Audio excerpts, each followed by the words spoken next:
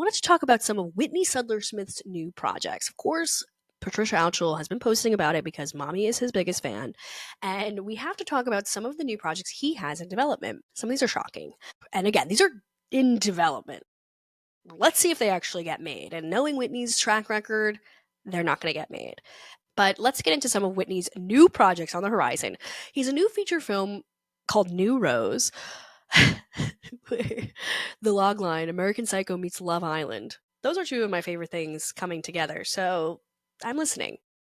Okay, so New Rose. A man gets humiliated on national television and then eventually pivots to join the Ukrainian army when he becomes a drone operator, killing killing hundreds of enemy targets. He is then brought back into American society where he gets a thirst for killing. And then some reality TV producers come calling and they want him to come back to an all-star reality show on a remote island, and you can assume what happens after that. What the fuck?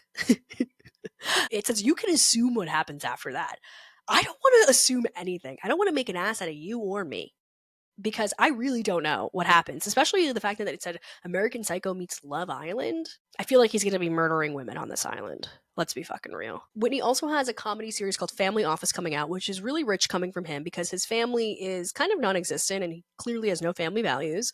And then Office, like, he's never worked in an office. He's never had a job. So what do you know about family offices, or, to be quite honest with you, the Ukrainian army? You do know something about being humiliated on national television, so there is some truth in that other feature film you're working on. But Family Office is very interesting.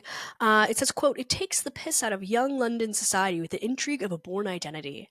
I'm interested in this. He does continue to call it Gossip Girl and ketamine, which now that is something I'm really interested in seeing and watching and enjoying. Then third,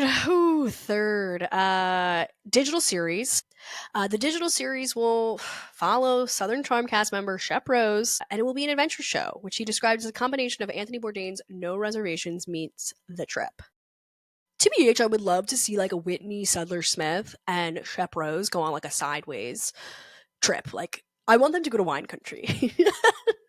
I want them to go to wine country. I want them to drink Merlot. I want them to eat cheese boards. I want them to, be smelling the wine, tasting the terroir, come through the grapes, all of the things that I'm actually interested